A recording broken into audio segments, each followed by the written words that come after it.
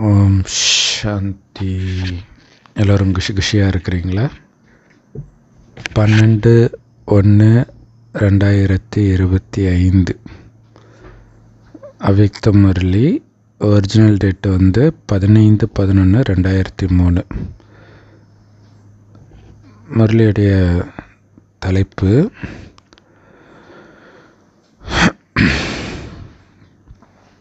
உங்களுடைய மனதை ஒருநிலைப்படுத்தி அந்த ஒருமுகப்படுத்தும் சக்தியின் மூலமாக ஃபரிஸ்தா நிலையை அனுபவம் செய்யுங்கள். அதுக்கு விளக்கம், இன்னைக்கு அனைத்து பொக்கிஷங்களின் எஜமானர் சிவபாபா நாலா பக்கமும் இருக்கிற தன்னுடைய குழந்தைகளை பார்க்குறார்.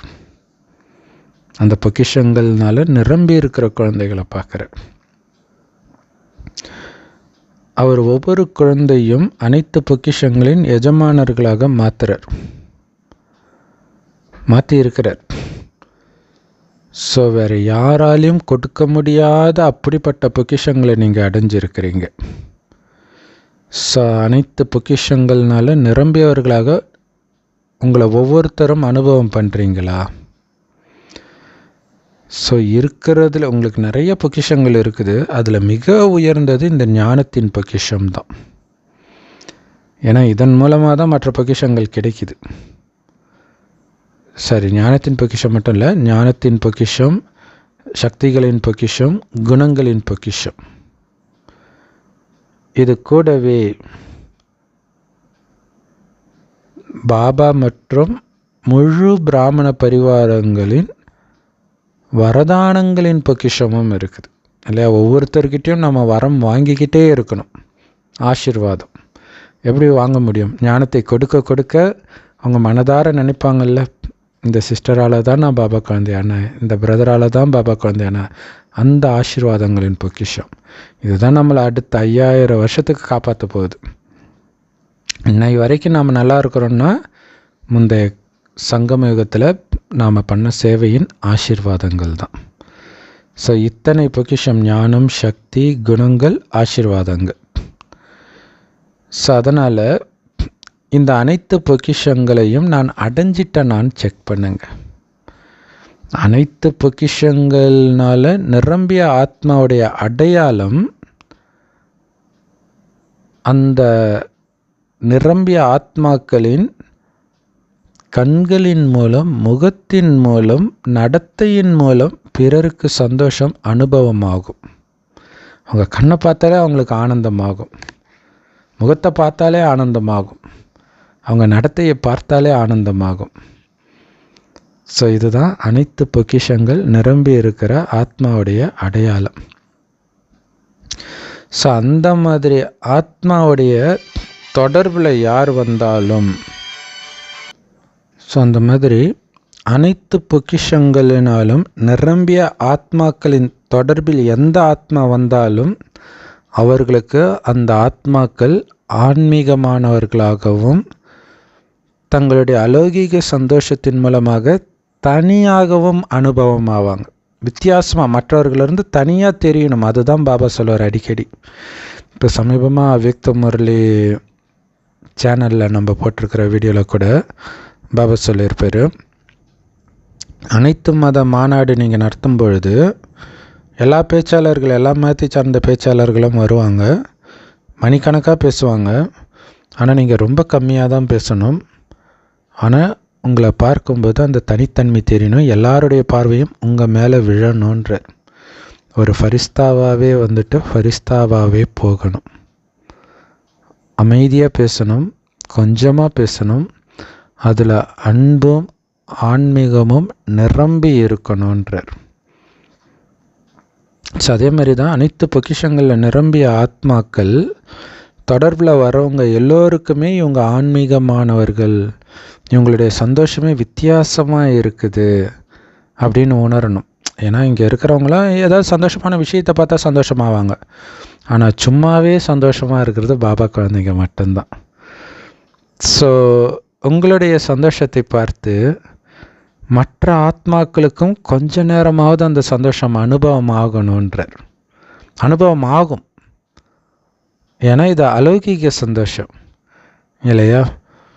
ஸோ எப்படி ஒவ்வொருத்தரும் ஒரு விதத்தில் பார்த்திங்கன்னா சிவானி தீதியை பார்த்து அந்த சந்தோஷத்தை எல்லோரும் அனுபவம் பண்ணுறாங்க. அது நம்மளால் உணர முடியுது இல்லையா? அவங்க ஃபங்க்ஷனுக்கு போகும் பொழுது அப்படியே அந்த இடம் எல்லாம் அப்படியே மெய்மறந்து இருக்கிறாங்க இல்லையா? சரி, எப்படி ஒவ்வொருத்தரும் பிராமண ஆத்மாக்களுடைய இந்த வெள்ளை ட்ரெஸ்ஸு ரொம்ப அன்பாக பார்க்குறாங்க. அது ரொம்ப அன்பானதாகவும் தனியாகவும் தெரியுது. ஸோ அந்த வெள்ளை ட்ரெஸ்ஸை பார்க்கும்பொழுது அந்த தூய்மையும் அவங்களுக்கு தெரியுது, சுத்தமும் தெரியுது, எளிமைத்தன்மையும் தெரியுது. ஸோ தூரத்தில் இருந்தே இவங்க பிரம்மகுமார் அல்லது பிரம்மகுமாரின்னு சொல்லிடுறாங்க இல்லையா?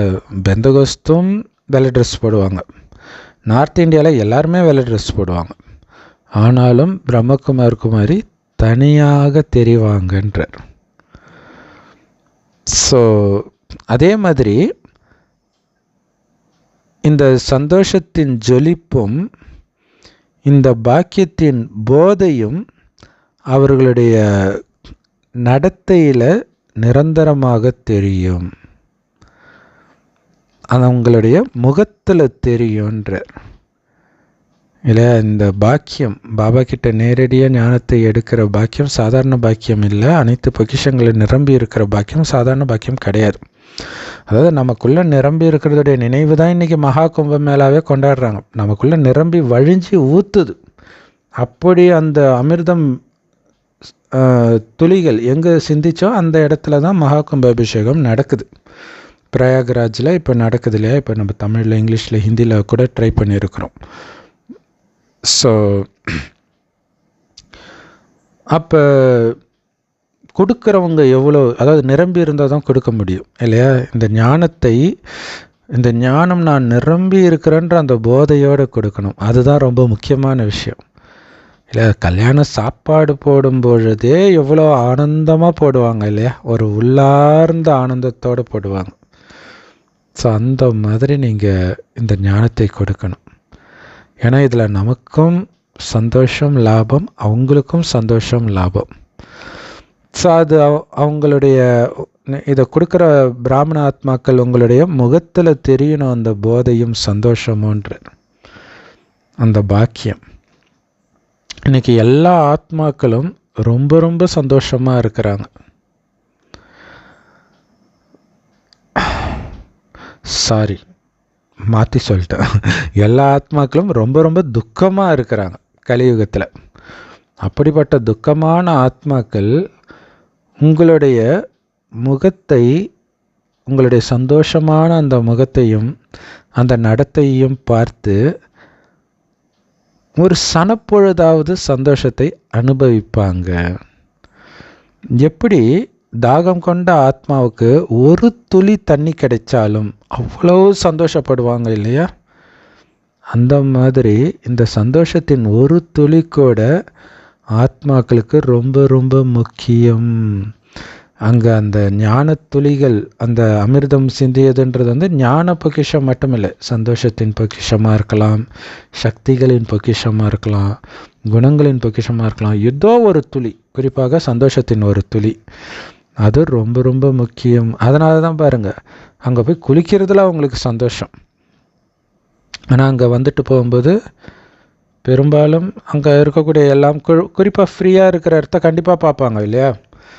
ஸோ அப்போ வருவாங்க, எல்லோருக்கும் அந்த ஞானம் கிடைக்கும். ஸோ அங்கே நம்மளால் போக முடியாதவர்கள் இங்கேருந்த சக்தி கொடுக்கலாம்ல.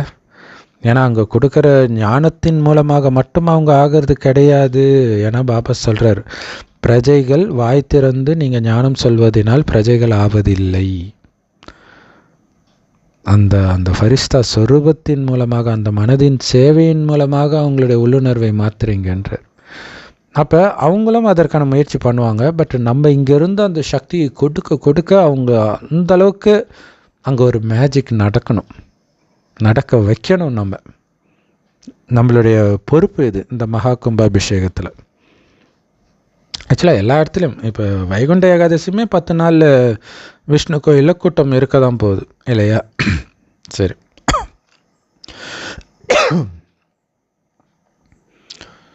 ஏன்னா அந்த ஒரு துளி சந்தோஷம் கூட மக்களுக்கு ரொம்ப ரொம்ப தேவையாக இருக்குது இப்போ.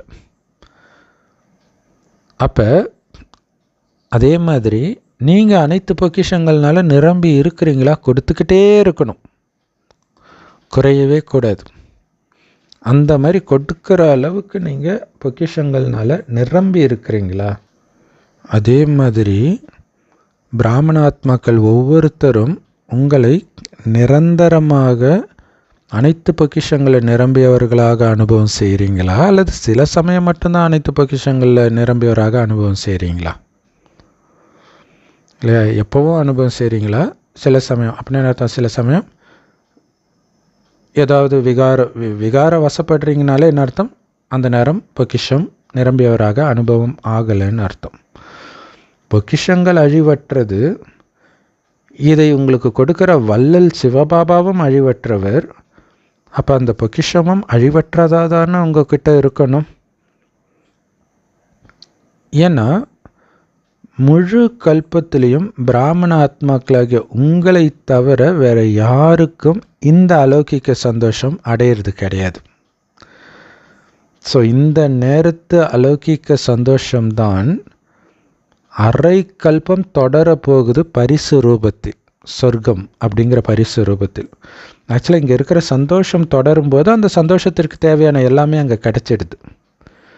ஸோ எல்லோரும் சந்தோஷமாக இருக்கிறீங்களா? அதனால தான் பாபா சொல்கிறார், அழக்கூடாது, அம்மா செத்தாலும் அல்வா சாப்பிடணும். ஏன்னா நம்ம போகிறது சந்தோஷமான உலகத்துக்கு. அழுதிங்கன்னா இழந்தீங்கன்னு பாபா சொல்கிறார். ஸோ அம்மா வந்து அவங்க தங்கச்சி இறந்தப்போ அழுதாங்களாம். அப்போ பாபா சொன்னாராம், இதுவே கடைசியாக இருக்கட்டும், இனி எந்த காரணத்தை கொண்டு நீ அழக்கூடாது அப்படின்னு சொன்னாங்களாம். ஸோ மேபி அது ஒரு காரணமாக இருக்கலாம். பிரம்மா பாபா நம்பர் 1ம் மம்மா 2வது இடத்துக்கும் போனதுக்கு. அப்போ யோசிச்சு பாருங்கள், எவ்வளோ கவனம் இருக்கணும். பிரம்மா பாபாவுக்கு ஈக்குவலாக இருந்தவங்க அந்த ஒரு அழுததுனால மார்க் குறைஞ்சிருக்கலாம் இல்லை? அதனால தான் பாபா கேட்குற, சந்தோஷமாக இருக்கிறீங்களா எல்லோரும்? எல்லோரும் கையை தூக்குனீங்க, நல்லது. நிரந்தரமாக சந்தோஷமாக இருக்கிறீங்களா? இப்போ சந்தோஷமாக இருக்கீங்களான்னா கை தூக்குறீங்க. எப்போவுமே இதே மாதிரி சந்தோஷமாக இருக்கிறீங்களா? அல்லது எப்பயாவது இந்த சந்தோஷம் மறைஞ்சிடுதா, உங்களை விட்டு போயிடுதா? நீங்கள் சந்தோஷமாக இருக்கிறீங்க, ஆனால் நிரந்தரமாக சந்தோஷமாக இருக்கிறதுக்கும் வித்தியாசம் இருக்குது இல்லை? நீங்கள் எல்லோரும் சந்தோஷமாக இருக்கிறீங்க, ஆனால் அதில் வித்தியாசம் இருக்குது. சதவீதம், எத்தனை சதவீத சந்தோஷம், அதில் வித்தியாசம் வந்துடுது. பாபா தன்னுடைய ஆட்டோமேட்டிக் டிவியில் எல்லா குழந்தைங்களுடைய முகத்தையும் பார்க்குறார். என்ன பார்க்குறாரு தெரியுமா? ஒரு நாள் நீங்கள் கூட உங்களுடைய சந்தோஷத்தின் சார்ட்டை செக் பண்ணுங்களா. முழு நாளும் அமிர்த வேலையிலிருந்து நைட்டு வரைக்கும் உங்களுடைய சந்தோஷம் ஒரே சதவீதத்தில் இருக்குதா? குறிப்பாக அந்த முரளி படிக்கிற சந்தோஷம் நாள் ஃபுல்லாக இருக்குதான்னு பார்க்கலாம். முரளி படிக்கும்போது ஒரு சந்தோஷம் வருது இல்லை, குறிப்பாக அவ்யக்த முரளிலாம், அது நாள் ஃபுல்லாக இருக்குதா? ஏன் இல்லை? அப்போ அதை நாம் அசை போட்டுக்கிட்டே இருக்கணும். அசை போட போட அந்த சந்தோஷம் கிடைக்கும். காதலன் அல்லது காதலி சொன்னதை நினச்சி சந்தோஷப்படுவாங்க. 70-80 வயசு ஆகும். சின்ன வயசில் ஒரு பையன் லவ் யூ சொன்னதை நினச்சி சந்தோஷப்படுவாங்க. ஸோ அப்போ இங்கே உண்மையான காதலன் பேசுகிற ஒரு வார்த்தையிலும் அன்பு மூழ்கி கிடக்குது. அப்போ அதை நீங்கள் ஏன் நினைக்க மாட்டீங்க? நினைத்தால் அது சந்தோஷத்தை கொடுக்கும். அப்போ நினைக்க மாட்டீங்க. திரும்ப குறைஞ்சபட்சம் கேட்கவாவது செய்யுங்களா. இப்போ தான் நெட்டில் வருது, யூடியூப்பில் வருது. படிக்கிறது தான் கஷ்டம், கேட்குறது ஈஸி தானே.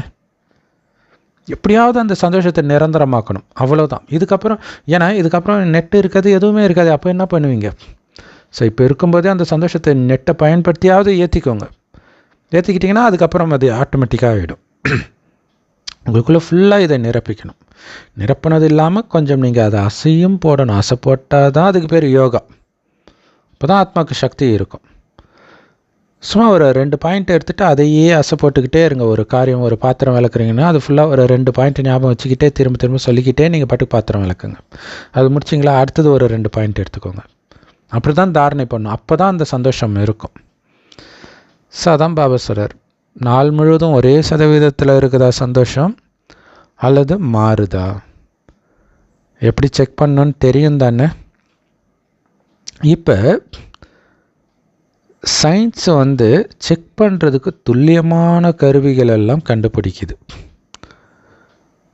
ஸோ அதனால் செக் பண்ணி அதை அழிவற்றதாக மாற்றுங்கள். இல்லையா, சதவீதம் இருந்துச்சுன்னா அதை 100% மாற்றுங்க.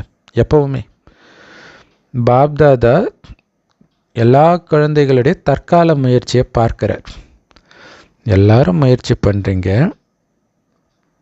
சிலர் உங்கள் சக்திக்கு ஏற்ப முயற்சி செய்கிறீங்க, சிலர் தான் சக்திசாலியாக முயற்சி பண்ணுறீங்க.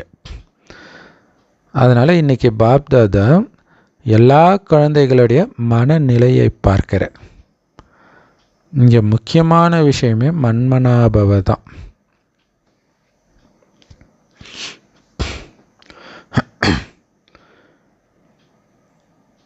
சேவையில் கூட மனதின் சேவை தான் இருக்கிறதுல மிக உயர்ந்த சேவை.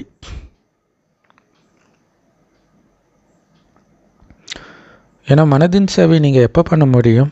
மனம் சந்தோஷமாக இருந்தால் தான் பண்ண முடியும். ஏன்னா சந்தோஷத்தின் அதிர்வலைகளை தான் நீங்கள் பரப்பவே போகிறீங்க.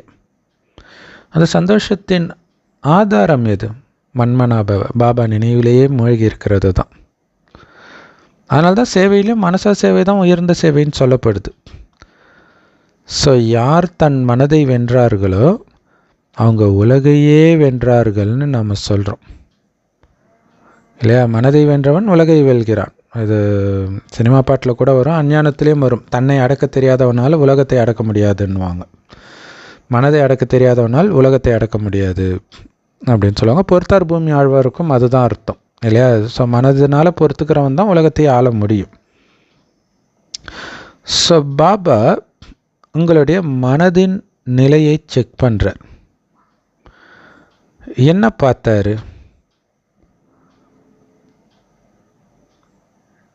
நீங்கள் மனதின் எஜமானராகி அதை நடத்த வைக்கிறீங்க. சில சமயம் மனது உங்களை காரியம் செய்ய வைக்கிது இல்லையா. மனதை நீங்கள் காரியம் செய்ய வைக்கணும். ஆனால் சில சமயம் என்ன ஆகிடுது, மனம் உங்களை காரியம் செய்ய வைக்கிது அது இஷ்டத்துக்கு. ஒரு பாட்டு கூட வரும் இல்லையா, மனம் போன போக்கிலே நாம் போகலாமா அப்படின்ட்டு. நாம் போகிற போக்கில் தான் மனம் வரணும். அப்போ என்ன ஆகிடுது, மனம் உங்களை வேலை செய்ய வைக்குதுன்னா மனம் உங்களை கட்டுப்படுத்த ஆரம்பிச்சிடுச்சு. மனதை நீங்கள் கட்டுப்படுத்துறதுக்கு பதிலாக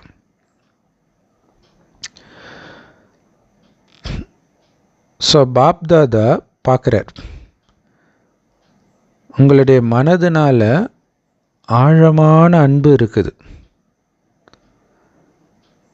ஆனால் அது ஒருமுகப்பட மாட்டேங்குது, ஸ்திரமாக இருக்க மாட்டேங்குது. அந்த அன்பு வெளியில் மற்ற விஷயங்கள் அன்பு ஓடி போயிடுது. பார்த்தோன்னே அந்த கவர்ச்சியில் மயங்கிடுறோம். ஸோ இந்த நேரத்தில் ஸ்திரமான ஒருமுகப்பட்ட மனம்தான் உங்களை ஒரே சீரான மனநிலையை அனுபவம் செய்ய வைக்கும்.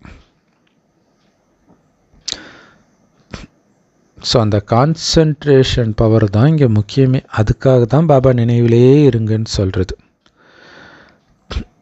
இப்போ பாபா ரிசல்ட்டை பார்க்குறார். என்ன பார்க்குறாருன்னா, நீங்கள் உங்கள் மனதை ஒருமுகப்படுத்த விரும்புகிறீங்க, ஒருமுகப்படுத்தணும்னு நீங்கள் நினைக்கிறீங்க, ஆசைப்படுறீங்க. ஆனாலும் அது இடையிடையில் ஓடி போயிடுது.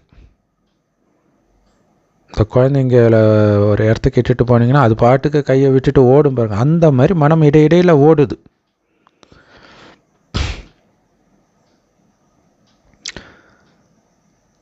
ஸோ அப்போ ஸ்திரமாக இருக்க மாட்டேங்குது, ஒருமுகப்பட மாட்டேங்குது. ஒருமுகப்பட்டால் தானே ஒரே சீரான மனநிலை இருக்கும்.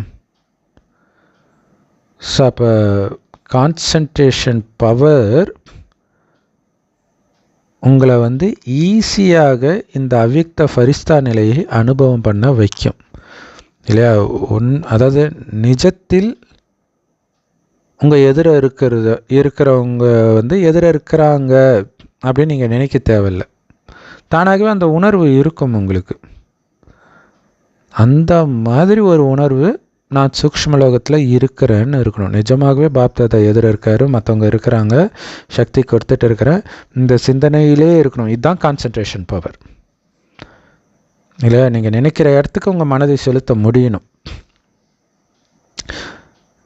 ஆனால் இப்போ என்ன பண்ணுது, உங்கள் மனம் வீணான விஷயங்களை நோக்கி சுத்த ஆரம்பிக்குது, வீண் எண்ணங்களை நோக்கி சுத்த ஆரம்பிக்குது, வீணான தொடர்புகளை நோக்கி சுற்றிக்கிட்டே இருக்குது.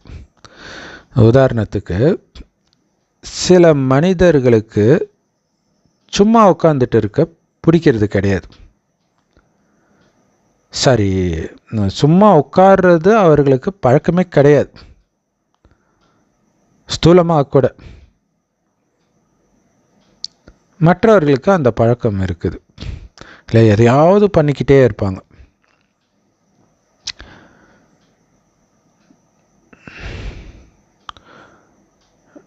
எப்போ நீங்கள் உங்கள் மனதை நீங்கள் விரும்புகிற இடத்துல ஸ்திரமாக வைக்க முடியுதோ, நீங்கள் நினைக்கிற இடத்துல நீங்கள் விரும்புகிற மாதிரி நீங்கள் விரும்புகிற நேரம் வரைக்கும்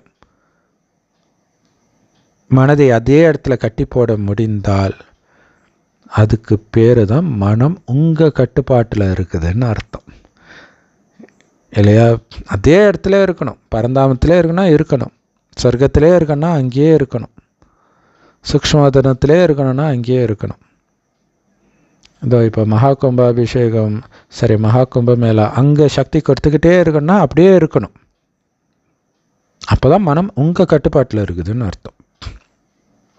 ஸோ இதுக்கு கான்சன்ட்ரேஷன் பவர், இங்கே முக்கியமாக யோக பலத்தினால கான்சன்ட்ரேஷன் பவரை தான் அதிகரிக்கிறோம்.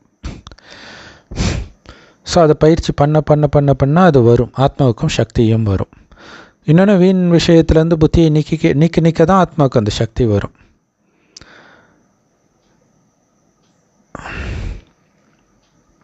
கான்சன்ட்ரேஷன் பவரும் எஜமானராக இருக்கக்கூடிய அந்த சக்தியும் உங்களை ஈஸியாகவே தடைகளற்றவராக ஆக்கிடும் இல்லை. எஜமானராக இருக்கிற சக்தி அப்படின்னு அர்த்தம், நான் சொல்வதை கர்மேந்திரியங்கள் மனம் புத்தி கேட்கணும். ஆத்மா நான் எஜமானன்.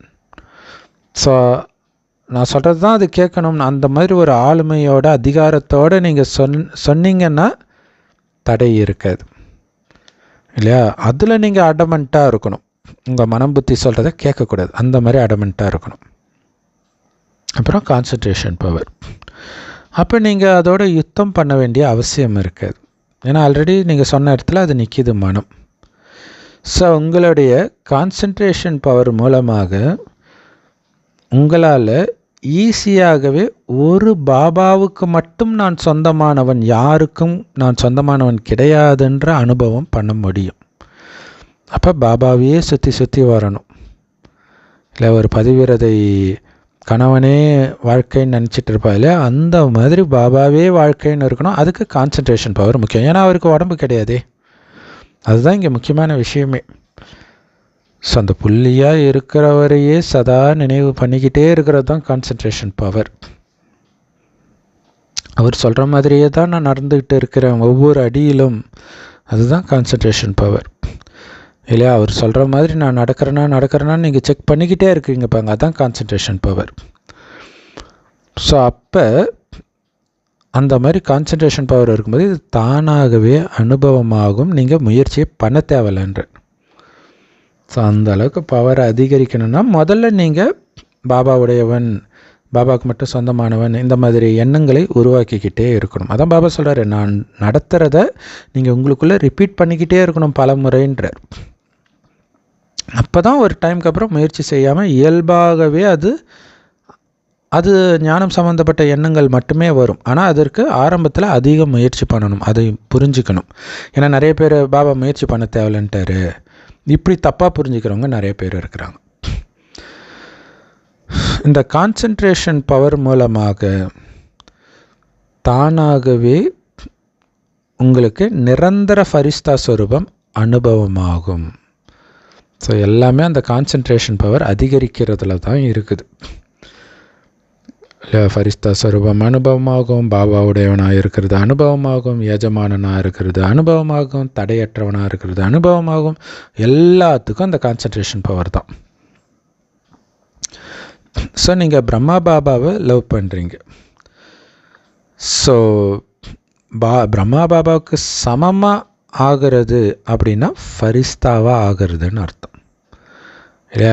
நமக்கு பிடித்தவருக்கு சமமாக ஆகணும். நமக்கு சமமானவரை தானே நம்ம லவ் பண்ணுவோம் லௌகீகத்தில் கூட. ஸோ அப்போ பாபாவுக்கு சமமாக, பாபா உயர்ந்தவர், அப்போ அவருக்கு சமமாக நீங்கள் ஆகணும் இல்லை? அப்போ அவர் ஃபரிஸ்தாவாக இருக்கார்.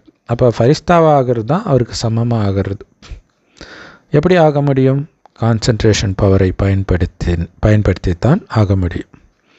ஸோ அப்படி கான்சன்ட்ரேஷன் பவரை பயன்படுத்தி தானாகவே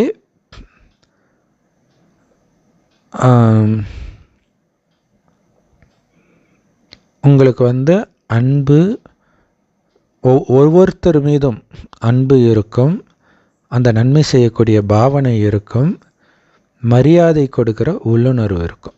அதுவும் கான்சன்ட்ரேஷன் பவர் தான். ஏன்னா பாபாவுக்கு சமமாக இருக்கிறீங்க இல்லையா? புள்ளியாக இருக்கிறோம், உடம்பே கிடையாதுன்னும் போதே அந்த அன்பு, இதெல்லாம் ஆத்மாவுடைய உண்மையான குணம். தானாகவே அன்பு, மரியாதை, நன்மை எல்லார் மேலேயும் உங்களுக்கு இருக்கும். ஏன்னா ஸ்திரமாக இருக்கிறது, ஸ்டேபிளாக இருக்கிறது அப்படின்னா சுயமரியாதையில் நிலைத்திருக்கிறதுன்னு அர்த்தம். அந்த சுயமரியாதையை விட்டு இறங்காமல் இருக்கிறீங்க. ஸோ உங்களுடைய சுயமரியாதையே ஃபரிஸ்தா நிலை தான். இல்லை, தேவர்களின் கால் பூமியில் படாதுன்னு சொல்லுவாங்க பக்தி மார்க்கத்தில். அது உண்மையிலே ஃபரிஸ்தாக்களை குறிக்கிறது. அவங்களுடைய புத்தி இந்த பூமியில் உள்ள எதன் மீதும் இருக்காது. ஆத்மாவுக்கு சக்தி கொடுக்குறோம், அவ்வளோதான். ஸோ இப்படி சுயமரியாதை நிலையில் நிலைச்சிருக்கிறத, அந்த குணத்தை நீங்கள் பிரம்மா பாபா கிட்ட பார்த்தீங்க. அதை பற்றி நீங்கள் பேசவும் செய்தீர்கள். ஸோ அவருடைய சம்பூர்ணத்தன்மை நெருக்கத்தில் வரும்பொழுது என்ன பார்த்தீங்க? நெருக்கத்தில் வர வர அவருடைய நடமாடும் ஃபரிஸ்தா ஸ்வரூபத்தை பார்த்தீங்க. ஃபரிஸ்தாவாகவே நடந்தார். உடலின் எல்லா உணர்விலிருந்தும் விடுபட்டு இருந்தார். உங்களுக்கு அவர்கிட்ட பேசும்போது ஒரு உடல் கிட்ட பேசுகிற உணர்வு இருந்ததா? அந்த உடலின் உணர்வு இருந்ததா அவர்கிட்ட இருக்கும் பொழுது? அவர் உங்கள் முன்னாடி நடக்கும்போது அவருடைய உடலை உங்களால் பார்க்க முடிஞ்சதா, அல்லது ஃபரிஸ்தா ஸ்வரூபம் அனுபவமாச்சா? அவர் காரியங்கள் செய்யும் பொழுது, பேசும் பொழுது, உங்களுக்கு கட்டளைகள் கொடுக்கும் பொழுது, மற்றவர்களுக்கு உற்சாகம் கொடுக்கும் பொழுது அவருடைய உடலிருந்து முற்றிலும் விடுபட்டு இருந்தார். இதை கேட்கும்போதே நமக்கு ஆசையாக இருக்குது பாருங்கள். அதை கேட்கும்போதே அதை ஒரு செகண்ட் மைண்டு போய் அனுபவம் பண்ணிட்டு பாருங்கள். இல்லை, பேசும்போது விடுபட்டு இருந்தாரா? உடல் உணர்வே இல்லாமல் ஆத்ம உணர்விலே பேசினாரா? ஆத்ம உணர்விலே காரியம் செஞ்சாரா? ஆத்ம உணர்விலே இதை செய்யுங்க அதை செய்யுங்கன்னு கட்டளைகள் கொடுத்தாரா? ஆத்ம உணர்வில் நிலைத்தபடியே உற்சாகத்தை கொடுத்தாரா? ஆச்சரியமாக இருக்குதுல்ல. எவ்வளோ கான்சன்ட்ரேஷன் பவர் இருந்தால் அதை பண்ண முடியும், யோசிச்சு பாருங்கள். அதனால் உங்களுக்கு அந்த சூக்ஷ்ம ஒளி ஸ்வரூபம்தான் அனுபவமாச்சு இல்லையா? பிரம்மா பாபா பேசும் பொழுது அவர் பேசுகிற மாதிரியும் இருக்குது, அதே நேரத்தில் அவர் அங்கே இல்லவே இல்லாத மாதிரியும் இருந்துதான். சமசூப்பரில் குரல் கேட்குது, ஆனால் அவர் இல்லாமலே குரல் கேட்குற மாதிரி இருந்துச்சான். இப்போ உடல் உணர்வுலேருந்து முற்றிலும் விலகி இருந்ததுனால அந்த அனுபவம் கூட இருந்தவங்களுக்கு ஆகியிருக்கு பாருங்கள். அவர் உங்களை பார்த்தாரு, ஆனால் அந்த பார்வை முற்றிலும் அலௌகீகமாக இருந்தது. இந்த ஸ்தூலமான பார்வை கிடையாது. உடலின் எல்லா உணர்விலிருந்தும் விடுபட்டு இருந்தார்.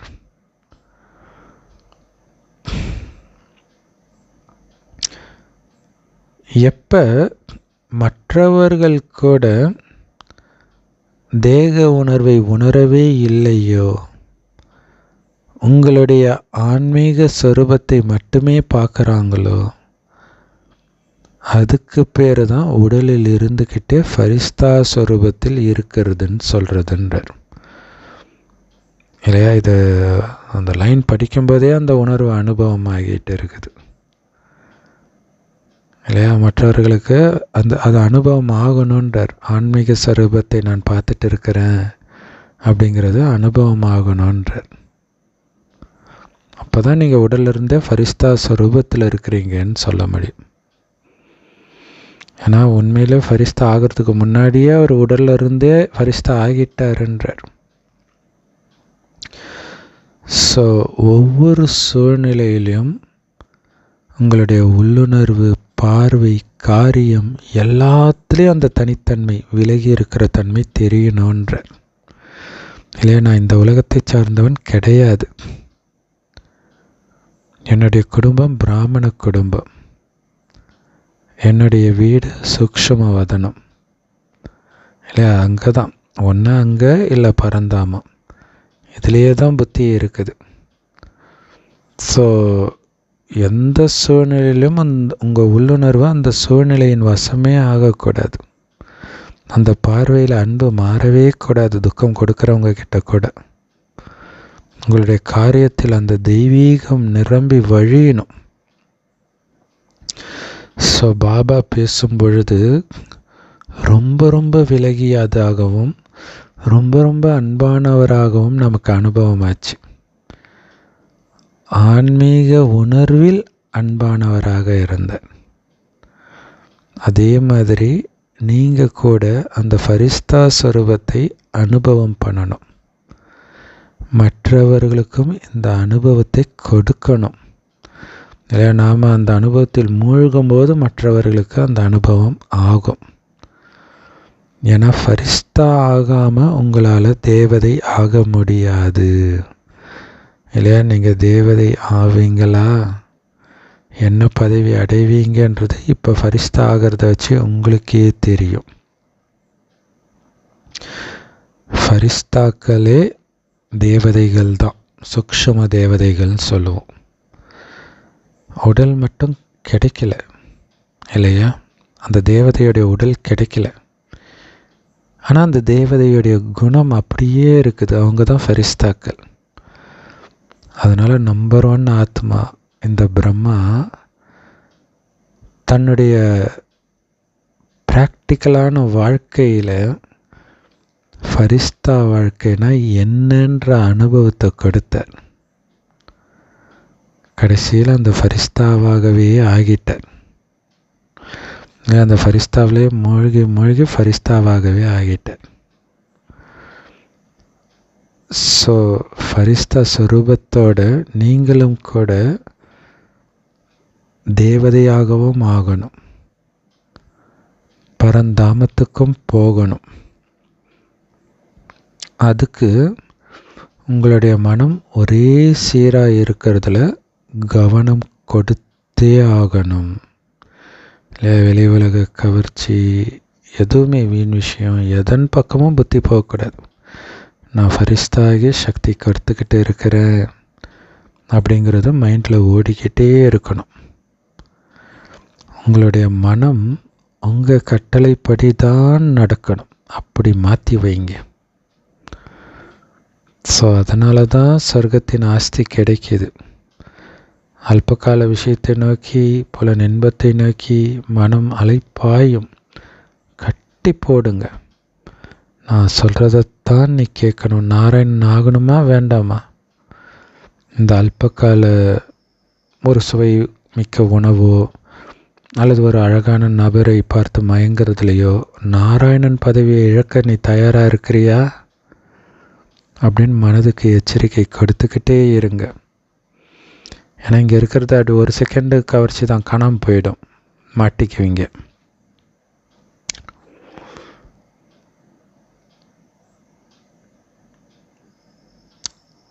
ஸோ உங்கள் கட்டளைப்படி உங்கள் மனம் செயல்படணும். ஸோ நீங்கள் எந்த காரியத்தை செய்யணும்னாலும் உங்கள் மனதினால் அதை செய்யுங்க.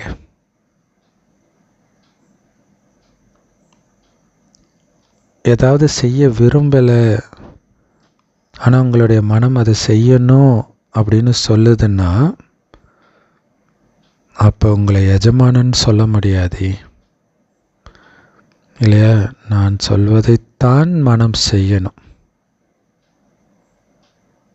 இல்லையா? நான் செய்ய விரும்புகிறத மனதின் மூலமாக நான் செய்ய வைக்கணும். ஆனால் நான் ஒன்று செய்ய விரும்புகிறேன், மனம் அதை செய்ய மாட்டேன்னு அடம் பிடிச்சாலோ அல்லது நான் எதை செய்யக்கூடாதுன்னு நினைக்கிறேனோ அதை மனம் செய்யணும்னு சொல்லுதுன்னா அதை எஜமானர்னு சொல்ல முடியாது உங்களை. இப்போ சில குழந்தைங்க சொல்கிறாங்க, நான் அதை பண்ண விரும்பலை, ஆனால் அது நடந்துடுச்சு இல்லையா? நான் கத்த விரும்பலை, ஆனால் கத்திட்டேன். நான் உண்மையில் அதை யோசிக்கக்கூட இல்லை, அது தானாக நடந்துடுச்சுன்னு சொல்கிறீங்க. அதை பண்ணியிருக்கக்கூடாது தான், ஆனால் அது நடந்துடுச்சேன்றாங்க சில குழந்தைங்க. ஸோ இதுக்கு பேர் என்ன தெரியுமா? உங்கள் மனதின் கட்டுப்பாட்டில் நீங்கள் இருக்கிற நிலைன்னு அர்த்தம். ஸோ அந்த நிலை உங்களுக்கு பிடிச்சிருக்குதா என்ன? பிடிக்கல தானே?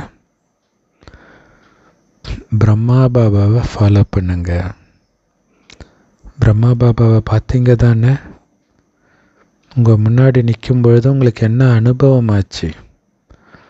எதிர ஒரு தேவதை ஃபரிஸ்தா நின்றுட்டு இருக்கிற மாதிரி அனுபவம் ஆச்சு. அந்த தேவதை உங்களுக்கு திருஷ்டி கொடுத்துட்டு இருக்கிறாருன்னு அனுபவம் ஆச்சு. ஸோ இதெல்லாம் எப்படி சாத்தியம்? அவருடைய கான்சன்ட்ரேஷன் பவரை அதிகரித்ததுனால சாத்தியம். வீண் எண்ணத்தையே மைண்டுக்குள்ளே போடலைனா தான் கான்சன்ட்ரேஷன் பவர் அதிகமாகும். ஸோ மனதின் கான்சன்ட்ரேஷன் பவர் உங்களை ஈஸியாக ஃபரிஸ்தாவாக்கிடும். பிரம்மா பாபா குழந்தைங்களுக்கும் எனக்கு சமமாகுங்கள்னு சொல்கிறார். சிவபாபா சொல்கிறாரு நிராகாரராகுங்க. பிரம்மா பாபா சொல்கிறாரு ஃபரிஸ்தா ஆகுங்க. ஸோ என்ன புரிஞ்சுக்கிட்டீங்க? பாபா ரிசல்ட்டில் என்ன பார்த்தாரு? மனதின் கான்சன்ட்ரேஷன் குறைவாக இருக்கிறது. அடிக்கடி உங்கள் மனம் டூரு போயிடுது இல்லையா? லோக்கல் லாங்குவேஜில் சொன்னால் ஊர் மேய போயிடுது. உங்களுடைய மனம் சுற்றிக்கிட்டே இருக்குது. எங்கே போகக்கூடாதோ அங்கே அது போச்சுன்னா அதை என்னன்னு சொல்கிறது? சுற்றுறதுன்னு தானே சொல்லுவீங்க, அலையிறதுன்னு தானே சொல்லுவீங்க, ஊர் மேயிறதுன்னு தானே சொல்லுவீங்க. ஸோ அதனால் கான்சன்ட்ரேஷன் பவரை அதிகப்படுத்துங்க. அதுக்கு என்ன பண்ணணும்? நான் எஜமானன்ற சீட்டில் செட்டாகி உட்காருங்க. அந்த சீட்டை விட்டு இறங்கக்கூடாது இல்லையா? குதிரை வண்டி ஓட்டுறான்னா அந்த சீட்டில் உட்காந்துட்டு இருக்கிற வரைக்கும் தான் அது அவன் கண்ட்ரோலில் இருக்கும். ஒழுங்காக உட்காரணும். அந்த மாதிரி நான் எஜமானன், நான் சொல்வதைத்தான் மனம் கேட்கணும் அப்படிங்கிற அந்த சீட்டில் உட்காருங்க. எப்போ செட்டாகி உட்காந்துருக்கிறீங்களோ அப்போ நீங்கள் அப்செட் ஆக மாட்டீங்க, கவுந்து விழுந்துட மாட்டீங்க. எப்போ நீங்கள் செட் ஆகலை, ஸ்திரமாக உட்காரலையோ அப்போ தான் கவுந்து விழுந்துடுறீங்க, அப்செட் ஆகிடுறீங்க. அதனால் நிறைய உயர்ந்த நிலைகள் இருக்குது இல்லையா? அந்த சீட்லெல்லாம் செட்டாகி உட்காருங்க இல்லையா? ஒரு சுயமரியாதை எடுத்துக்கலாம், ஒரு தெய்வீக குணத்தை எடுத்துக்கலாம், அல்லது ஃபரிஸ்தா ஸ்வரூபத்தை எடுத்துக்கலாம். அதில் அப்படியே செட்டாகி உட்காந்துடுங்க. இதுக்கு பேர் தான் ஒரே சீராக இருக்கக்கூடிய கான்சன்ட்ரேஷன் பவர் அப்படின்னு பாபா சொல்கிறார். ஸோ நீங்கள் எல்லோரும் பிரம்மா பாபாவை நேசிக்கிறீங்க தானே, அன்பு வைக்கிறீங்க தானே அவர் மேலே? எந்த அளவுக்கு அன்பு இருக்குது பிரம்மா பாபா மேலே? நிறைய இருக்குதா? சரி, அந்த அன்புக்கு பதிலாக நீங்கள் பாபாவுக்கு என்ன கொடுத்தீங்க? இல்லை அன்பு பரிசாக என்ன கொடுத்தீங்க? பாபாவும் உங்களை நேசிக்கிறாரு, அதனால தான் நீங்களும் அவரை நேசிக்கிறீங்க. ஆனால் அவருடைய அன்புக்கு பிரதிபலனாக நீங்கள் என்ன கொடுத்தீங்க? அவருக்கு சமமாக ஆகி காட்டுறது தான் அவருடைய அன்புக்கு நீங்கள் கொடுக்குற பிரதிபலன். நல்லது. ஸோ இரட்டை வெளிநாட்டினரும் வந்திருக்கிறீங்க, ரொம்ப நல்லது. மதுபன் இரட்டை வெளிநாட்டினரினால் அலங்கரிக்கப்பட்டிருக்குது. இன்டர்நேஷ்னல் ஆயிடுச்சு மதுபன் இப்போ, இல்லையா? எல்லா நாட்டுக்காரங்களும் வந்தால் தானே இன்டர்நேஷ்னல் சொல்ல முடியும். ஸோ மதுபனில் பல துறைகளின் சேவை நடந்துட்டு இருக்கும் பொழுது அதோடைய சத்தம் எல்லா பக்கமும் பரவுது.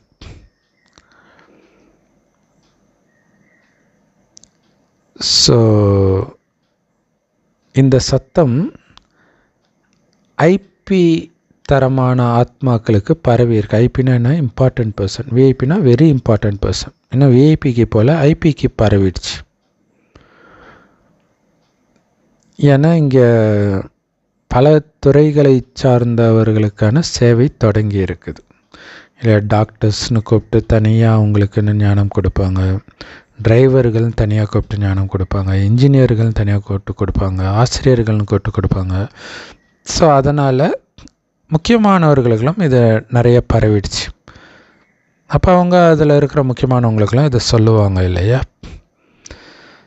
ஸோ விவிஐபிஸை விட்டுருங்க. வெரி வெரி இம்பார்ட்டன்ட் பர்சன், ரொம்ப ரொம்ப முக்கியஸ்தரை விட்டுருங்க. ஏன்னா பாவம் அவங்களுக்கு நேரமே கிடையாது. அது மட்டும் இல்லை, அவங்களுக்கு நேரத்தை ஸ்பெண்ட் பண்ணுற நேரத்தில் நீங்கள் நிறைய ப்ரோக்ராம் பண்ணிடலாம். இல்லை, அவங்க இன்றைக்கி வா நாளைக்கு வா, நேரம் இல்லை, அது ஒருத்தருக்கே நம்ம நேரத்தை வீணாக்கவும் தேவையில்லை, இல்லையா?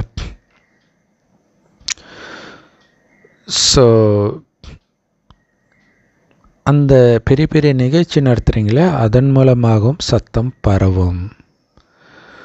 இப்போ டெல்லியும் கல்கத்தாவும் இதை பண்ண போகுது, இல்லையா? நல்ல நல்ல திட்டம் போட்டிருக்கிறாங்க, நல்ல முயற்சியும் பண்ணுறாங்க. பாப் தாதாவுக்கு செய்தி வந்த வண்ணம் இருக்குது. டெல்லியிலிருந்து வரக்கூடிய அந்த சத்தம், சேவை மூலமாக வரக்கூடிய பாபா வந்துட்டாருன்ற அந்த சத்தம் வெளிநாடு வரைக்கும் போகட்டும். ஸோ மீடியாவை சார்ந்தவர்கள் என்ன பண்ணுறீங்க? அவங்க பாரதம் வரைக்கும் மட்டுமே போகிற மாதிரி பண்ணுறாங்க. ஸோ இப்போ வெளிநாட்டில் இருந்து சத்தம் வரட்டும். இந்த நிகழ்ச்சி டெல்லியில் நடந்தது, கல்கத்தாவில் நடந்துச்சுன்றது வெளிநாட்டினருக்கு மூலமாக இந்த சத்தம் வரட்டும். வெளிநாட்டிலிருந்து இந்த சத்தம் இந்தியாவுக்கு வரட்டும். அப்போ தான் இந்தியாவில் உறங்கிக் கொண்டிருக்கும், அஞ்ஞான உறக்கத்தில் தூங்கிக் கொண்டிருக்கும் கும்பகர்ணன்கள் வெளிநாட்டினருடைய சத்தத்தின் மூலமாகத்தான் எழுப்பப்படுவார்கள்.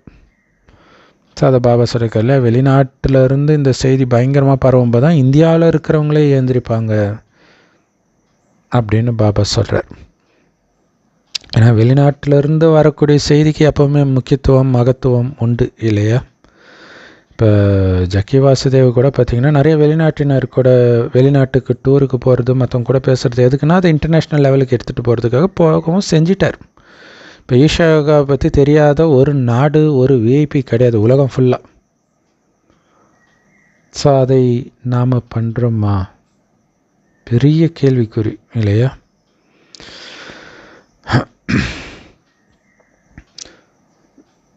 ஸோ வெளிநாட்டில் இருக்கிறவங்க அஞ்ஞானிகளுக்கு சேவை செய்கிறாங்களா இந்தியாவில் இருக்கிறவங்களுக்கெல்லாம் தெரிகிற மாதிரி? அது இன்னும் பெரிய கேள்விக்குறியாக இருக்குது. ஆனால் பண்ணணும். ஈஷா யோகாவை அப்படியே காப்பி அடித்தா கூட நம்ம நிறைய செய்தி கொடுக்க முடியும். ஸோ வெளிநாட்டிலிருந்து வரக்கூடிய செய்திக்கு ரொம்ப முக்கியத்துவம் கொடுப்பாங்க மக்கள். இந்தியாவில் ஏதாவது நிகழ்ச்சி நடந்துச்சு அப்படின்னா அதோடைய செய்தி வெளிநாட்டு நியூஸ் பேப்பரில் வரும். அப்போ அந்த செய்தி ஸ்ப்ரெட் ஆகும். ஸோ அப்படி பாரதத்தின் சத்தம் வெளிநாட்டுக்கு பரவட்டும், அதே மாதிரி வெளிநாட்டின் சத்தம் பாரதத்திற்கு வரட்டும், அந்த மாதிரி சேவை செய்யுங்கன்ற. அப்போ தான் அது அந்த பிரபாவத்தை ஏற்படுத்தும். நல்லது. ஸோ நீங்கள் நடத்துகிற இந்த நிகழ்ச்சி ரொம்ப நல்லா இருக்குது. பாப்தாதா டெல்லியை சார்ந்தவர்களுடைய அன்பின் முயற்சிக்கு வாழ்த்துக்கள் தெரிவிக்கிறேன். கல்கத்தாவை சார்ந்தவர்களுக்கும் முன்கூட்டியே வாழ்த்துக்கள் பாபா தெரிவிக்கிறாரு. ஸோ எப்போ சகயோகம், அன்பு, தைரியம், சகயோகம்னா உதவி அல்லது ஒத்துழைப்பு, எப்போ எல்லாருடைய ஒத்துழைப்பும் அன்பும் தைரியமும் ஒன்றாக சேருகிறதோ அப்போ இந்த சத்தம் ரொம்ப சத்தமாக கேட்கும்ன்றார். பாபா வந்துட்டார், பாபா கொடுக்குற செய்தி இதுதான்றது ரொம்ப சத்தமாக கேட்கும். எப்போ பாபா குழந்தைகளுக்குள்ள அந்த ஒற்றுமையும் ஒத்துழைப்பும் அன்பும் தைரியமும் இருக்கணும். ஸோ அப்போ சத்தம் பரவும் தானே, ஏன் பரவாது? இப்போ மீடியாவை சார்ந்தவர்கள் இந்த அற்புதத்தை செஞ்சு காட்டணும். எல்லோரும் டிவியில் பார்த்தாங்க, டிவியில் இது காட்டப்பட்டது அப்படின்னு மட்டும் இருக்கக்கூடாது. ஸோ இது பாரதத்தில் நடக்குது. நீங்கள் வெளிநாடுகளுக்கு போகணும், இந்த செய்தி போகணும் இல்லையா? பாரதத்தில் மட்டும் இருக்கக்கூடாது இல்லையா? எப்படி ஓஷோனால் உலகம் ஃபுல்லாக ஃபேமஸ் ஆக முடிஞ்சுது, ஜக்கி வாசுதேவனால் உலகம் ஃபுல்லாக ஃபேமஸ் ஆக முடிஞ்சுது, ரமண மகரிஷினால் எப்படி ஃபேமஸ் ஆக முடிஞ்சுது? அதையெல்லாம் யோசித்து அந்த யுக்தியையும் பயன்படுத்தணும். இல்லாட்டா 88 வருடமாகி இன்னும் யாருக்கும் பிரம்மகுமாரின்னா தெரியலன்றது எவ்வளோ பெரிய பின்னடைவு, அசிங்கம் இல்லையாப்பா?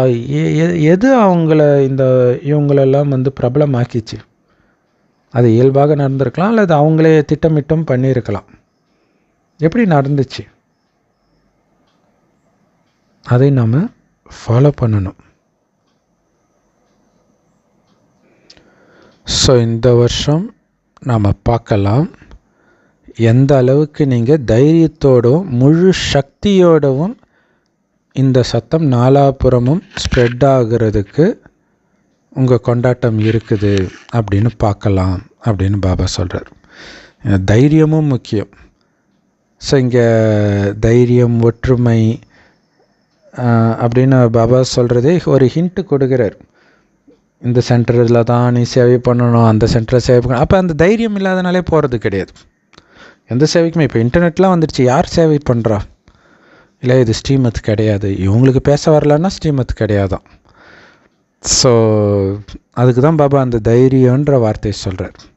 இல்லைன்னா எதுக்கு தைரியத்தை சொல்லணும்? யோசிச்சு பாருங்கள். சென்டரில் சொன்னால் எல்லோரும் தான் போக போகிறாங்க, அதுக்கு எதுக்கு தைரியம் வேணும்?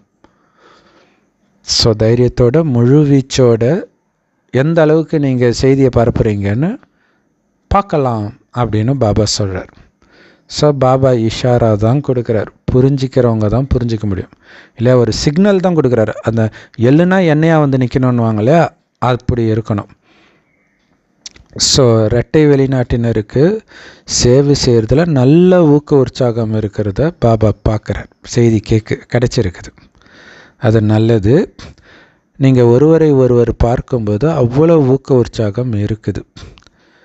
ஸோ யார் அந்த முதல் அடி எடுத்து வைக்கிறாங்களோ அவங்க பிரம்மாவுக்கு ஈக்குவல். இல்லை முதல்ல நான், மற்றவங்க செய்கிறாங்க செய்யலை அதெல்லாம் கிடையாது, பாபா சொல்லிட்டார் நான் பண்ணுறேன் அப்படின்னு யார் பண்ணுறாங்களோ அவங்க பிரம்மா பாபாவுக்கு ஈக்குவல்ன்றார் பாபா. இதுதான் இங்கே முக்கியமான விஷயம். இதெல்லாம் பண்ண மாட்டாங்களே, இது வரைக்கும் இது பண்ணதே இல்லையே. பாபா புதுமையை பண்ணுங்க புதுமை பண்ணுங்கன்றாங்க, எல்லாரும் பண்ணாதான் நான் பண்ணுவேன்னா அதுக்கு பேர் தான் புதுமையா? அதான் பாபா சொல்கிறார், யார் இனிஷியேட்டிவ் எடுக்கிறாங்களோ அவங்க தான் பிரம்மாவுக்கு ஈக்குவலானவர்ன்றார். இதுக்கு மேலே என்ன வேணும்? நல்லது. ஸோ தாதிக்கு ஒரு எண்ணம் வந்தது. அது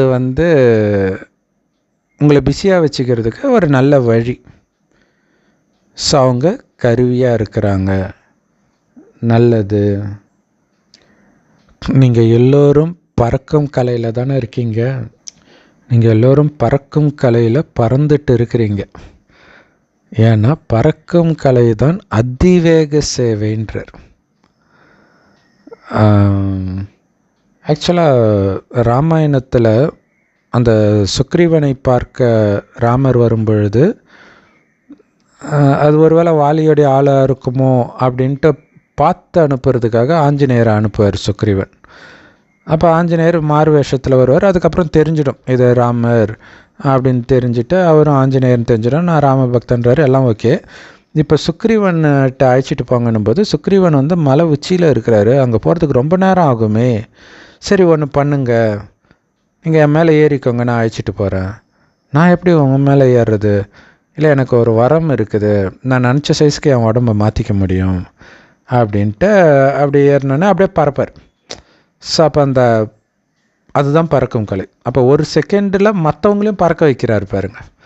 இல்லையா? நம்ம பறக்கும் கலையினால் மற்றவர்களை பறக்க வைக்கணும், நம்ம அவ்வியக்த ஸ்திதியினால் மற்றவர்களை அவ்வியக்த ஸ்திதியை அனுபவம் பண்ண வைக்கணும். ஸோ இங்கே பறக்கும் கலைன்றது இந்த பயிற்சியிலே மூழ்கி இருக்கிறது மெயினாக ஃபரிஸ்தா. ஃபரிஸ்தானாலே பறந்துக்கிட்டே இருக்கிறது தானே. ஏன்னா நடக்கிறதோ ஏறுவதோ வேகமான ஸ்டேஜ் கிடையாது.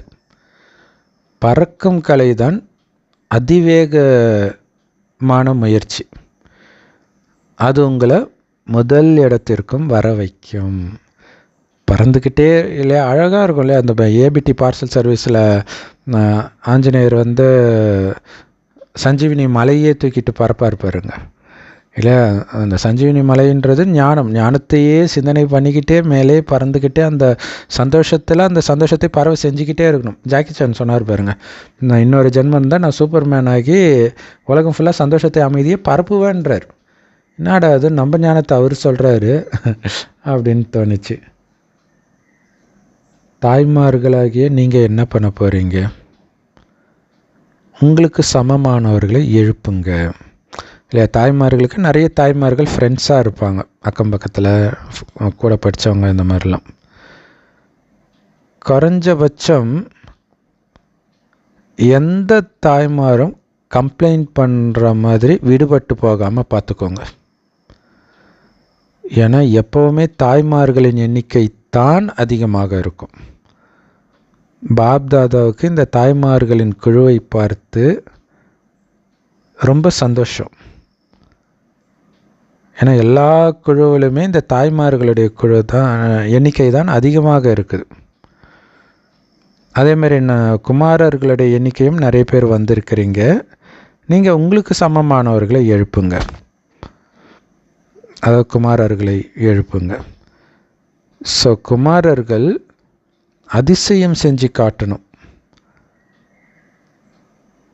தன் கனவுல கூட தூய்மையில் ரொம்ப ரொம்ப உறுதியாக இருந்து காட்டணும்.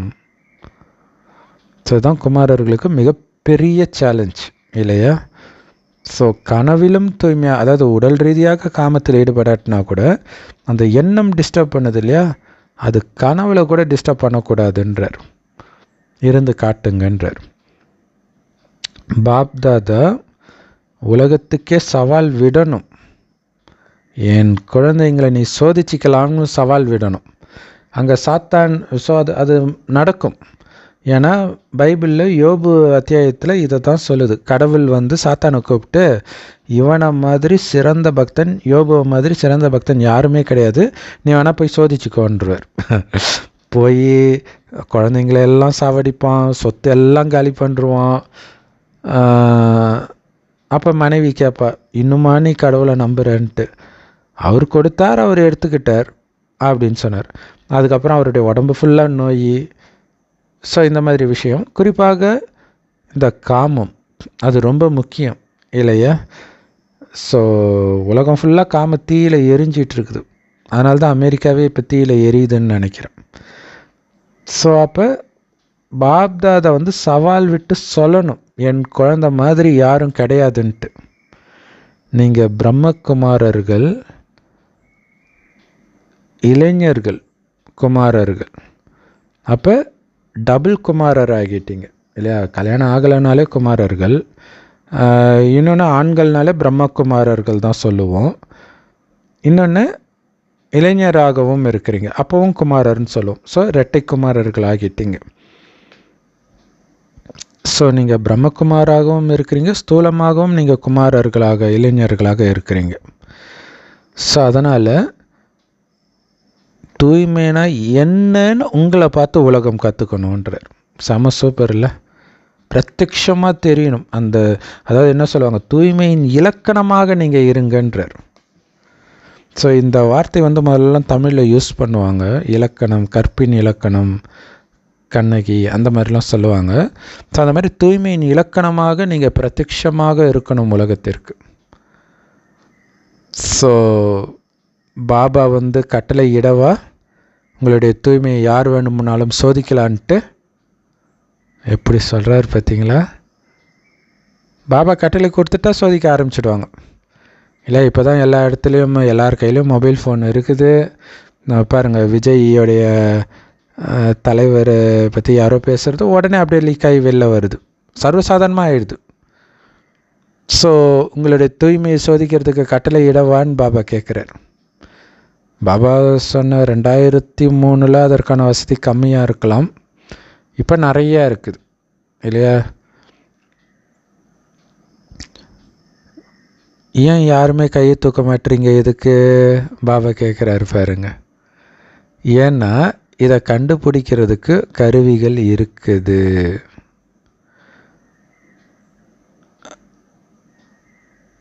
இந்த அழுக்கு இருக்குது பாருங்க, காமம்ன்ற அழுக்கு, அது உங்கள் கனவுல வர்றதுக்கு கூட தைரியம் வைக்கக்கூடாது. அப்படி நெருப்பாக இருக்கணுன்றார், தூய்மையின் நெருப்பாக இருக்கணும். குமாரிகளுக்கும் அப்படித்தான். குமாரிகள்னா பூஜைக்குரியவள்னு அர்த்தம். தூய்மையான கன்னியாகுமாரினே இருக்குது இல்லையா? ஸோ குமாரர்களும் குமாரிகளும் பாப்தாதாவுக்கு சத்தியம் பண்ணணும். நாங்கள் எல்லோரும் எவ்வளவு தூய்மையாக இருக்கிறோம் அப்படின்னா எங்களுடைய கனவுல கூட அழுக்கான எண்ணம் வர முடியாது. அப்படி சத்தியம் பண்ணுங்க பாப்தாதா கிட்ட. அப்போ தான் குமாரர்கள் மற்றும் குமாரிகளின் தூய்மையின் விழா கொண்டாடப்படும். இப்போ கொஞ்சம் அழுக்கு இருக்குது, பாப்தாதாவுக்கு அது தெரியும். அந்த அழுக்குனா என்னன்னே தெரியாத நிலையை நீங்கள் அடையணுன்ற.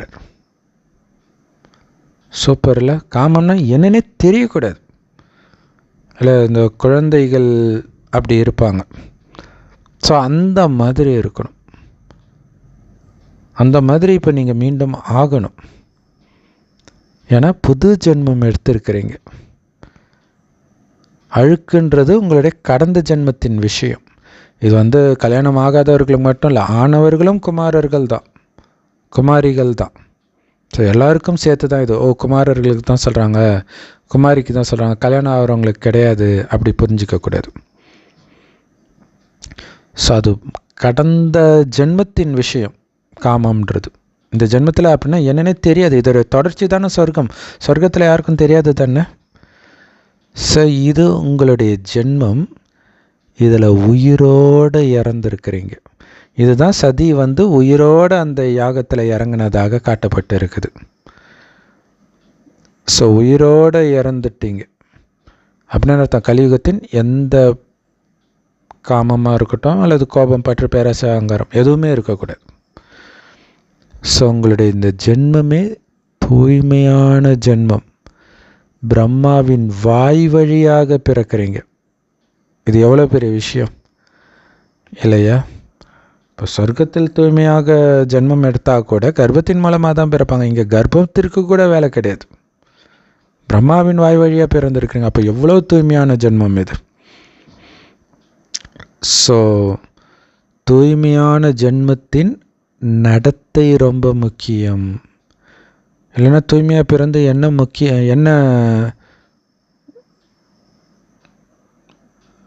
என்ன சொல்கிறது தெரியல இல்லையா? என்ன பிரயோஜனம்? தூய்மையாக பிறந்து என்ன பிரயோஜனம்? தூய்மையாக பிறந்து அழுக்காக இருக்கிறீங்கன்னா. ஸோ உங்களுடைய நடத்தை, நற்சான்றிதழ் அது ரொம்ப ரொம்ப முக்கியம். குமாரர்களும் குமாரிகளும் என்ன கொடி ஏத்தனம் தெரியுமா? நாங்கள் தூய்மையாக இருக்கிறோம், உலகத்திற்கு தூய்மையான சமஸ்காரத்தை பரவச் செய்வோம் அப்படின்ற கொடியை ஏற்றணும். ஸோ இந்த ஸ்லோகன் ஜபிக்கப்பட வேண்டிய ஸ்லோகன்றார் இல்லையா? உங்களுக்குள்ள எப்பவுமே இது ஓடணும். நான் தூய்மையாக இருக்கிறேன், தூய்மையின் சமஸ்காரத்தை உலகம் முழுவதும் பரவச் செய்வேன். இன்றைக்கி எத்தனை பாலியல் குற்றங்கள் நடக்குது. அதாவது பிரகாஷ் மணிதாதி கிட்ட இந்த மாதிரி காமம் சார்ந்த ஏதோ ஒன்று நடக்குதுன்ட்டு யாராவது சொன்னாங்கன்னா பயங்கரமாக திட்டி அனுப்புவாங்களாம். திட்டி அனுப்பிட்டு தனியாக ரூமில் அழுவாங்களாம் பயங்கரமாக. ஏன்னா எனக்குள்ளே இருக்கிறதுனால தான் இது வந்திருக்குது, ஸோ எனக்குள்ளே எங்கேயோ இது ஒளிஞ்சிட்டு இருக்குது அப்படின்னு அழுவாங்களாம். ஸோ இதுதான் இந்த பொறுப்பு இல்லையா? ஒரு குழந்தைய வளர்க்குறது உங்களுடைய பொறுப்புனா பொத்தி பொத்தி வளர்ப்பாங்கல்ல குழந்தைய. ஸோ அந்த மாதிரி ஒட்டுமொத்த உலகத்தையும் பொத்தி பொத்தி வளர்க்கணுன்னா சுயமாற்றத்தின் மூலமாக தான் அது நடக்கும்ன்றார். அப்போ ஒரு விதத்தில் உலகத்தில் ஃபுல்லாக நடக்கிற கற்பழிப்புக்கு நாம் காரணம், நம்முடைய எண்ணங்கள் காரணம். அதனால தான் சிவானி தீதி அந்த எண்ணங்களை நிறுத்துங்க, நீங்கள் கான்ட்ரிபியூட் பண்ணுறதை நிறுத்துங்க அப்படின்னு சொன்னாங்க. ஸோ ரொம்ப சூப்பர். இன்றைக்கி முரளியில் முக்கியமான லைன், நாங்கள் தூய்மையாக இருக்கிறோம், தூய்மையின் சமஸ்காரத்தை உலகம் முழுவதும் பரவச் செய்வோம் அப்படிங்கிற கொடியை பரப்புங்க. ஸோ குமாரிகள் இதை கேட்டீர்களா? எத்தனை குமாரிகள் இருக்கிறீங்க பாருங்க. ஸோ நாங்கள் தூய்மையானவர்கள் அப்படின்னு உலகத்துக்கு சவால் விட்டு சொல்லணும். குமாரர்களும் குமாரிகளும் பார்ப்போம், இந்த சத்தம் குமாரர்கள் கிட்ட இருந்து வருதா, குமாரிகள் கிட்ட இருந்து வருதா அப்படின்ட்டு. ஸோ பிரம்மா பாபாவை ஃபாலோ பண்ணுங்க. அழுக்கின் பேரடையாளம் கூட இருக்கக்கூடாது. அதுக்கு பேர் தான் பிராமண வாழ்க்கை. தாய்மார்களுக்கு கூட எப்போ பற்று இருக்குதோ அப்போ அழுக்கு இருக்குது. தாய்மார்களும் பிராமணர்கள் தானே. ஸோ அதனால் தாய்மார்கள்கிட்ட இது இருக்கக்கூடாது. பற்றுன்றதும் ஒரு தூய்மையின்மை தான். ஸோ குமாரர்கள் குமாரிகள் காமம் மட்டும் இல்லை, பற்றும் கிடையாது. அதான அர்த்தம். ஏன்னா எந்த குடும்பத்தையும் உருவாக்கினா தானே பற்று வர்றதுக்கு. ஸோ அதனால் இந்த பற்றுன்ற அழுக்கு கூட தாய்மார்கள் கிட்டேயோ குமாரிகள் கிட்டேயோ குமாரர்கள் கிட்டேயோ அதர்குமாரிகள் கிட்டேயோ இருக்கக்கூடாது. அதாவது திருமணமான ஆண்களை அதர்குமாரனும் திருமணமான பெண்களை அதர்குமாரனும் சொல்லுவாங்க. அதாவது பாதி குமாரர்கள், அவர்கள்கிட்டையும் பற்று கூட இருக்கக்கூடாது. ஏன்னா காமத்தை கூட ஈஸியாக வென்றுடலாம். ஆனால் அந்த பற்று குடும்பத்தில் சிக்கிக்கிட்டவங்களுக்கு அதாவது இல்லாத மாதிரி கூட இருக்கும். பட் ஆனால் திடீர்னு இறக்கும்போது அது தாங்க முடியாது. ஸோ அப்போ தெரியும் அது எந்த அளவுக்கு நமக்குள்ளே ஊறி போய் இருக்குதுன்ட்டு. ஸோ பிராமணன்னா தூய்மையான ஆத்மா. தூய்மையான ஆத்மானா என்ன அர்த்தம்? பாபாவை தவிர உள்ள வேறு எதுவுமே கிடையாது. ஆஞ்சநேயர் நெஞ்சு கீச்சு காட்டினார் பாருங்க. ராமரை தவிர எதுவுமே கிடையாது. அதான் தூய்மையான ஆத்மா, பிராமணன். ஸோ எந்த விதமான அழுக்கான காரியம் இருந்தாலும் அதை மகா பாவமாக கருதப்படுகிறது. பிராமணர்களை பொறுத்த வரைக்கும் எந்த சின்ன அழுக்கான காரியம் கூட மகா பாவம். ஸோ அதற்கான தண்டனை ரொம்ப கடுமையாக இருக்கும். ஸோ அதனால் தப்பு பண்ணிவிட்டு அது பரவாயில்ல, இது எப்பவும் தானே நடக்குது. ஸோ கொஞ்சம் அப்படி இருக்க தான் செய்யும், அப்படி இப்படி அப்படிலாம் நினச்சி கூட பார்க்காதீங்க. ஏன்னா இங்கே தூய்மை தான் முதல் சப்ஜெக்ட். இங்கே மற்ற இயக்கத்திற்கும் இங்கே இருக்கிறதுக்கும் உள்ள புதுமையே தூய்மை தான். உலகத்தில் எந்த இயக்கத்திலும் இல்லாத ஒரு விஷயம் இங்கே தூய்மை தான். ஸோ ஆரம்பத்தில் தூய்மைக்காக எவ்வளோ பிரச்சனை வந்ததோ அதே மாதிரியான பிரச்சனையை தெலுங்கானா, ஆந்திராவில் இப்போ சமீபமாக ஒரு சகோதரி எடுத்துகிட்டு வந்துட்டாங்க. தூய்மைன்னு அதுக்கு எதிராக. ஸோ பிரம்மா பாபாவுக்கு ஏற்பட்ட அவமானம் எல்லாமே அந்த தூய்மையினால் தான் ஏற்பட்டது. அதுக்காக அப்படி ஆயிடுச்சு அப்படின்னு உங்களுக்கு நீங்களே எக்ஸ்கியூஸ் சொல்லாதீங்க, அலட்சியமாக இருக்காதீங்க. இல்லையா, பாபா அவ்வளோ அவமானத்தை தாங்கினார் இல்லை, உங்களுக்காக தானே அவமானத்தை தாங்கினார். Love you Baba. Super super super super. அப்போ உங்களுடைய பாவத்தை இயேசு கழுவினார், சிலுவையில் சுமந்தார் அப்படிங்கிறதுடைய அர்த்தம் உங்களுடைய பாவத்தை அவர் அதுக்காக அவர் ரத்தத்தையே சிந்தினாரே, மறுபடியும் அந்த பாவம் செய்யலாமா? இது ஆக்சுவலாக பிரம்மா பாபாவுடைய மகிமையை தூக்கி அங்கே இயேசுக்கு போட்டிருக்கிறாங்க. இல்லை, இவ்வளோ நிந்தனையை நான் சுமந்தேனே தூய்மைக்காக, நீங்கள் சர்வசாதாரணமாக தூய்மை இழக்கிறீங்க, அலட்சியமாக இருக்கலாமா? இந்த விஷயத்தை பொறுத்த வரைக்கும் ஒரு பிராமணனு கூட தர்மராஜ் விட மாட்டார். அது சரண்டர் ஆன ஆத்மாவாக இருந்தாலும் சரி, சேவாதாரி ஆத்மாவாக இருந்தாலும் சரி, குடும்பத்தில் இருக்கிற ஆத்மாவாக இருந்தாலும் சரி, ஆணாக இருந்தாலும் சரி, பெண்ணாக இருந்தாலும் சரி. ஸோ இந்த விஷயத்தில் பிரம்மா பாபாவே தர்மராஜ் பக்கம்தான் நிற்பார். ஸோ அதனால் குமாரர்களும் குமாரிகளும் எங்கே இருந்தாலும், மதுபனில் இருந்தாலும் சரி, சென்டரில் இருந்தாலும் சரி, அல்லது குடும்பத்தில் இருந்தாலும் சரி, இந்த வலி இருக்குது இல்லையா, ஏன்னா இது உங்களுடைய எண்ணத்தில் இருக்கிறது கூட ஒரு மிகப்பெரிய வலி அப்படின்னு சொல்கிறார். இந்த காமம் எண்ணத்தில் இருக்கிறது கூட ஒரு மிகப்பெரிய வலின்றார். ஏன்னா அந்த காமமே இல்லாமல் இருக்கிறது அந்த குழந்தைங்கள பார்த்தா தெரியும் இல்லை, அப்படி ஜாலியாக விளையாண்டுட்டு இருக்கிறது. குறிப்பாக அந்த ஸ்கூலில் கிரவுண்டுக்குள்ளே நீங்கள் போனீங்கன்னா அந்த எல்கேஜி யூகேஜி குழந்தைங்க விளையாடுறத பார்க்கும்போது தெரியும். அந்த சிந்தனையே இல்லாமல் இருக்கும்போது அது எப்படி இருக்கும், எவ்வளோ சூப்பராக இருக்கும். அப்போ அந்த சந்தோஷத்தை கட் பண்ணுதுன்னா அது வலி தானே. ஸோ அது எண்ணத்தில் இருந்தால் கூட அது மிகப்பெரிய வலி அப்படின்னு பாபா சொல்கிறார். அது இருக்கவே கூடாதுன்றார். ஸோ இதில் நிறைய பேருக்கு ஒரு டவுட் இருக்கும், காமம்னு பாபா எதை சொல்கிறாரு அப்படின்ட்டு. ஏன்னா பாபா எண்ணத்தில், அதாவது கர்மேந்திரியத்தில் பாவம் செய்யாதீங்கன்னு சொல்லுவார். அப்போ எண்ணத்தில் இருந்தால் தப்பு இல்லை தானே அப்படின்ற மாதிரி நினைப்பாங்க. பாபா சொல்கிறார், எண்ணத்தில் இருந்தாலும் அது மிகப்பெரிய வழியை கொடுத்தே தீரும், தண்டனை கொடுக்கப்பட்டே தீரும்ன்றார். நீங்கள் என்ன பாடுறீங்க, உங்களுடைய மனதையும் தூய்மையாக வச்சுக்கோங்க, உடலையும் தூய்மையாக வச்சுக்கோங்கன்னு தானே பாடுறீங்க. ஏன்னா உங்கள் மனம் தூய்மையாக இருந்தால் தான் உங்கள் வாழ்க்கை தூய்மையாக இருக்கும். அதனால் இதில் லேசாக விட்டுறாதீங்க இல்லையா. இதை ஆக்சுவலாக யெகோவாவின் சாட்சிகள் அந்த கிறிஸ்தவ மதத்துடைய ஒரு பிரிவு இருக்குல்ல, அதில் போகும்போது ஒரு மீட்டிங்கில் இதை சொன்னாங்க. ஸோ மெயினாக திருமணம் ஆனவர்களுக்காக அது சொன்னாங்க. என்னென்னா, கூட வேலை பார்க்குற ஆணையோ பெண்ணையோ பற்றி எண்ணங்கள் வருவதை கூட அனுமதிக்காதீங்க வீட்டுக்கு வந்த பிறகு. ஏன்னா அந்த எண்ணங்கள் உங்களை அழைச்சிட்டு போயிடும் அப்படிங்கிறது ரொம்ப ஆச்சரியமாக இருந்துச்சு. ஒருவேளை பைபிளில் நிஜமாக இருக்குதா, இல்லை பிரம்மகுமாரிகள் ஞானத்தை அவங்க காப்பீடிக்கிறாங்கன்ட்டு ஒரு பெரிய குற்றச்சாட்டு இருக்குது, அதுக்கான வாய்ப்பும் இருக்குது. ஸோ அப்படி சொன்னாங்களா? ஏன்னா இங்கே பாபா அது சொல்கிறார், இதை லேசாக விட்டுறாதீங்க, மனசு தானே, அது அப்படி தானே இருக்கும் அப்படின்னு நினைக்காதீங்க. கொஞ்சோண்டு மனசுனால் அது ஒரு போதை நல்லா தானே இருக்குது, இதில் என்ன இருக்குது அப்படின்னு சொல்லாதீங்க. ஏன்னா அது கொஞ்சம் கிடையாது, அது அதிகம். ஏன்னா பாபா அஃபிஷியலாகவே உங்களுக்கு எச்சரிக்கை கொடுக்குறேன்றார். எப்படி பாருங்கள், பாபா தான் அஃபிஷியல் வார்னிங் கொடுக்குறேன்.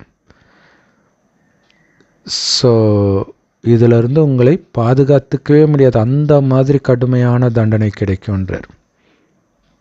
இதை கணக்கில் எடுப்பேன். ஏன்னா உங்களுடைய எண்ணத்திற்கு எவ்வளவு சக்தினா, நீங்கள் நினைக்கிறது மற்றவர்களை பயங்கரம் தாறுமாறாக டிஸ்டர்ப் பண்ணி விட்டுரும். ஸோ அப்போ எவ்வளோ எச்சரிக்கையாக இருக்கணும் யோசிப்பாங்க. அது மட்டும் இல்லை, அந்த வாயுமண்டலத்தையே கெடுத்து அங்கே ரேப்பே கூட நடக்கும். இங்கே மனதளவில் ஒன்று நினைப்பீங்க, அங்கே எங்கேயோ நடக்கிற ரேப்புக்கு அது உங்களுடைய எண்ணம் ஒரு காரணமாக மாறிடும்.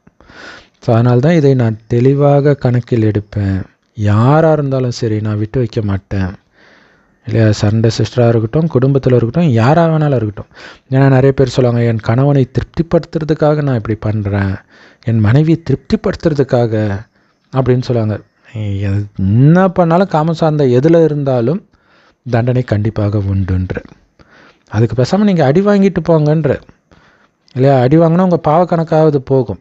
ஆனால் நீங்கள் மற்றவர்களை திருப்திப்படுத்துகிறன்ற பேரில் அவர்களை இன்னும் நீங்கள் காமத்துக்கு தள்ளுறீங்கன்றதை புரிஞ்சுக்கணும். இன்னும் அவர்களை அடிமையாக்குறீங்கன்றதை புரிஞ்சுக்கணும். ஏன்னா அப்படி தானே எல்லாத்தையும் இழந்து இருக்கிறோம். ஸோ இன்றைக்கி நடக்கிற இயற்கை சீற்றத்துக்கெல்லாம் இது ஒரு காரணமாக இருக்கலாம். அமெரிக்கா பற்றி எரியறதுக்கு இது ஒரு காரணமாக இருக்கலாம். ஸோ யாராக இருந்தாலும் இந்த கணக்கு துல்லியமாக எடுக்கப்படும். அதனால் எச்சரிக்கையாக இருங்கள். ஸோ இந்த எச்சரிக்கை எல்லோரும் கேட்டிங்களா? 2 காதையும் திறந்து வச்சு கேளுங்க. பாபா ஆக்சுவலாக ரொம்ப சீரியஸாக பேசுகிறார் இல்லையா? அதனால் உங்கள் உள்ளுணர்வினால் கூட யாரையும் தொடக்கூடாதுன்றார். புத்தினால் அந்த ட்ரீமு தொடர மாதிரி ட்ரீமு அந்த மாதிரி கூட புத்தினால் கூட தொடக்கூடாது. உங்களுடைய பார்வையினால் கூட அந்த தவறான பார்வை தீண்டுதல் இருக்கக்கூடாதுன்றார். அது உங்களுடைய எண்ணத்திலேயே இல்லை அப்படின்னா அது எப்படி உங்கள் உள்ளுணர்வுலையும் பார்வையிலையும் வந்திருக்க முடியும்? இது சம்பூர்ண தூய்மை ஆகிறதுக்கான நேரம், சம்பூர்ணமாகிறதுக்கான நேரம், சம்பூர்ண தூய்மை ஆகிறதுக்கான நேரம் ரொம்ப ரொம்ப நெருக்கத்தில் வந்துட்டு இருக்கிறீங்க. ஸோ இந்த நேரத்தில் மனசில் கூட அந்த அழுக்கு இருந்துச்சு அப்படின்னா வெள்ளை பேப்பரில் கரும்புள்ளி மாதிரி க்ளீனாக தெரியும் இல்லையா? அது என்ன, அது கருப்பாக இருக்குது, அங்கே தானே கண்ணு போகும். ஸோ பிளாக் மார்க் வாங்கிடக்கூடாதுன்ற ஜென்ரலாகவே அதை யூஸ் பண்ணுவாங்க இல்லையா அந்த வார்த்தையை. ஸோ இது அவனுக்கு ஒரு பிளாக் மார்க்குன்னுவாங்க. நல்லது. ஸோ நீங்கள் எல்லோரும் எங்கேருந்து வந்திருந்தாலும், எங்கேருந்தெல்லாம் வந்திருக்கிறீங்களோ அதற்கு வாழ்த்துக்கள் எல்லா குழந்தைங்களுக்கும் அப்படின்னு பாபா சொல்கிறார். ஸோ மிகப்பெரிய எச்சரிக்கை பாபா கொடுத்துருக்கிறார். நல்லது. உங்களுடைய மனம் உங்கள் கட்டுப்பாட்டு கீழே வேலை செய்ய வைங்க.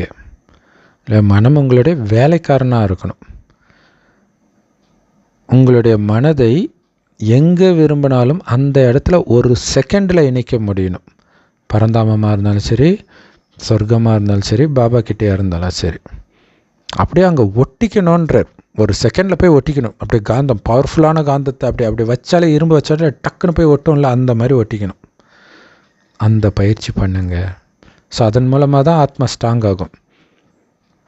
ஸோ நிறைய இடங்கள் இருக்கிற குழந்தைங்க பாபா கிட்ட கேட்டுட்டு இருக்கிறீங்க பாபா பேசுகிறத. பாபாவை நினச்சிக்கிட்டும் இருக்கிறாங்க, கேட்டுக்கிட்டும் இருக்கிறாங்க. பாருங்கள், பாபாவை நினைவு பண்ணிக்கிட்டே கேட்டுட்டு இருக்கிறாங்க. ஏன்னா அந்த நேரம் கூட அந்த பாபா நினைவு. ஸோ அவங்களுக்கு ரொம்ப சந்தோஷமாக இருக்குது இதை கேட்குறதுக்கு.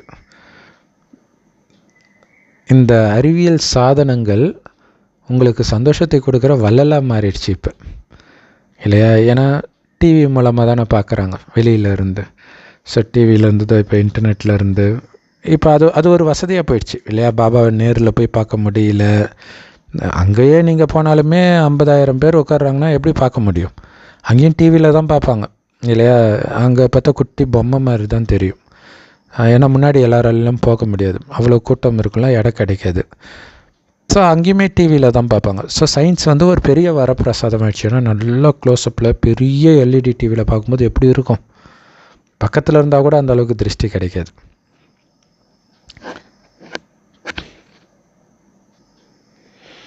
ஸோ முரளி முடிக்கும்பொழுது பாபா முரளியில் சொன்னதெல்லாம் சேர்த்து வணக்கம் சொல்லுவார் இல்லையா அவ்யக்த முரளியில். ஸோ அது ஒரு ரிவிஷன் மாதிரி இருக்கும். ஸோ பாபா சொல்கிறாரு, அனைத்து பொக்கிஷங்களிலாலும் நிரந்தரமாக நிரம்பி இருக்கக்கூடிய குழந்தைகளுக்கு நிரந்தரமாக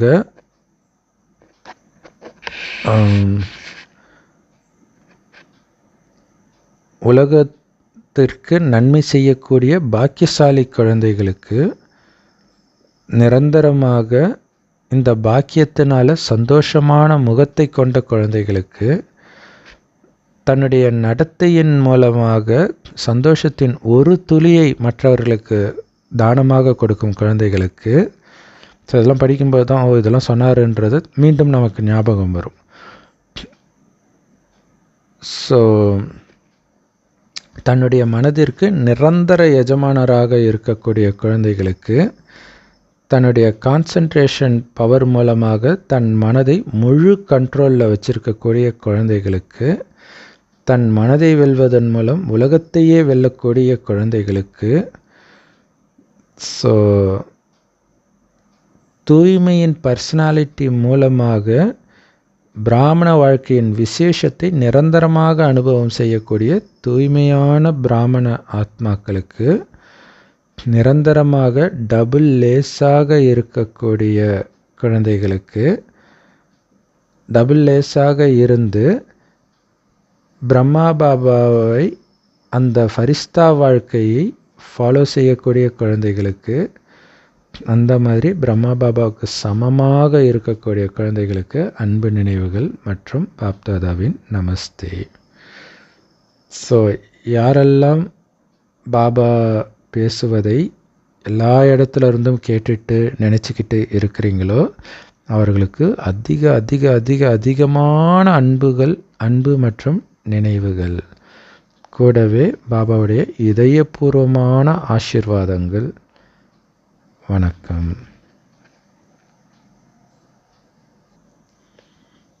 வரதானம்.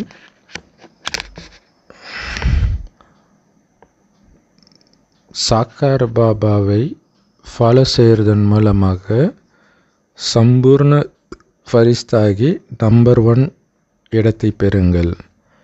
அதற்கு விளக்கம், நம்பர் 1 ஆகிறதுக்கு ஈஸியான வழி என்ன தெரியுமா? ஏற்கனவே நம்பர் 1 இடத்துல போய் உட்காந்துட்ருக்காரு பாருங்கள் பிரம்மா பாபா. அவரை மட்டும் பார்க்கணும். அவர் மட்டும்தான் நம்முடைய இலக்கு இல்லையா? ஃபஸ்ட்டு ஓடுறவனை தான் நம்ம பிடிக்கணும். செகண்ட் ஓடுறவன், தேர்டில் ஓடுறவன்லாம் நம்ம இலக்கு கிடையாது. ஸோ கண்டிப்பாக பிரம்மா பாபா ஃபஸ்ட்டு நமக்கு தெரிஞ்சு போச்சு. ஸோ அவரை மட்டும் ஃபாலோ பண்ணி போய்கிட்டே இருங்க. ஸோ அதனால் மற்றவர்களை பார்க்காதீங்க. அதுக்கு பதிலாக அந்த ஒரு ஏன்னா அவர் மட்டும்தான் தோக்காமல் போய்கிட்டே இருப்பாருன்னு பாபா சொல்லிட்டார் ஆல்ரெடி. அது அந்த ரகசியத்தை வெளிப்படுத்தியது எதுக்குன்னா அவரை ஃபாலோ பண்ணிட்டு போவாங்க. மற்றவர்களாம் முன்னாடி போயிட்டு இருக்கிற மாதிரி இருக்கும். பிரம்மா பாபாவுக்கும் முன்னாடியே போகிறவங்க கூட விழுந்துருவாங்க.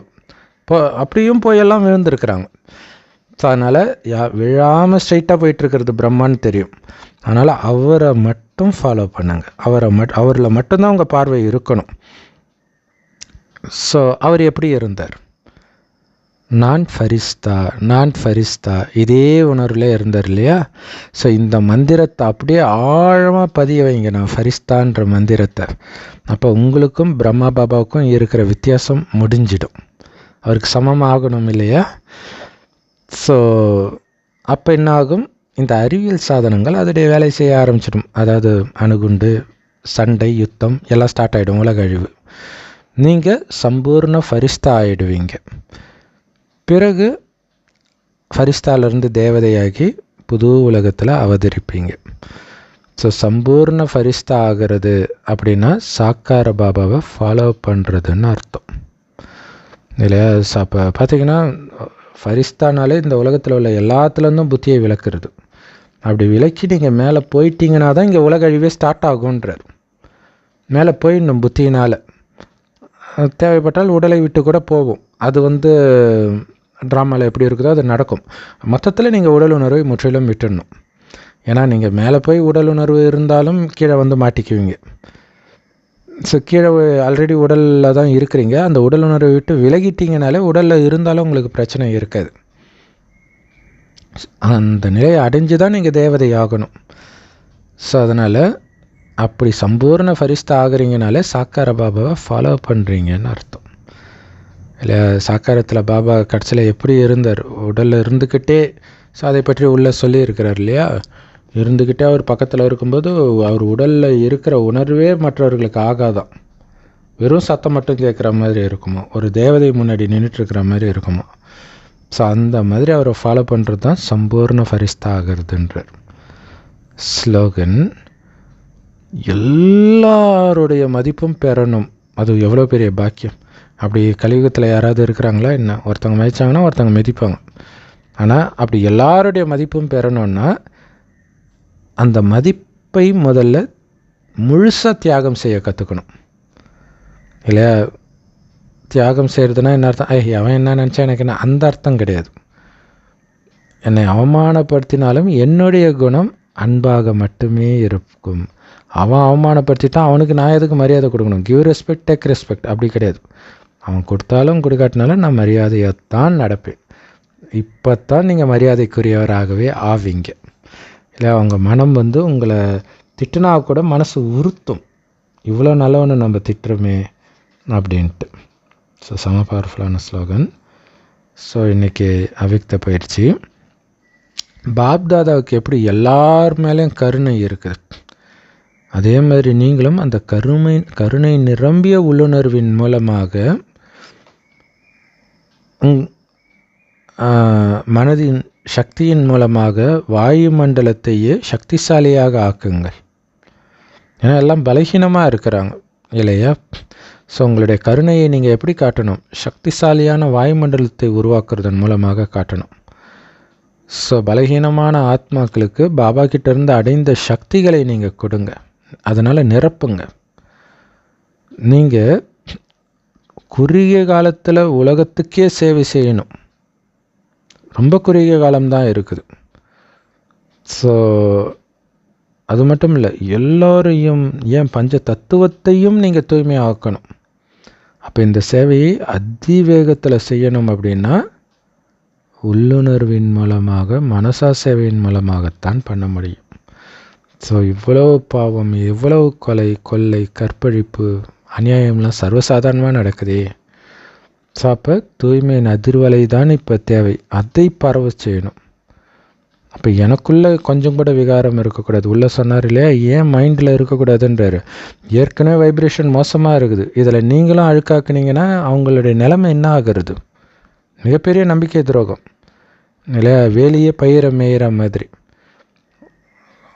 நாட்டை காப்பாற்ற வேண்டிய மிலிட்ரிக்காரங்களே போய் அந்த சண்டை நடக்கும்போது ரேப்லெல்லாம் ஈடுபடுறதாக பல நாடுகளில் குற்றம் வரும். ஸோ அதைவிட மிக கடுமையான பாவம் பாபா குழந்தையாகி எண்ணத்தில் காமம் இருப்பது.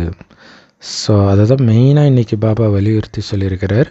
ஸோ காமம் மட்டும் இல்லை, எந்த வீண் எண்ணமும் இல்லாமல் இருந்தால்தான் சக்திசாலியான வாயுமண்டலத்தை உருவாக்கி ஒட்டுமொத்த உலகத்தையும் உங்களால் தூய்மையாக்க முடியும், பஞ்ச தத்துவத்தையும் தூய்மையாக்க முடியும்.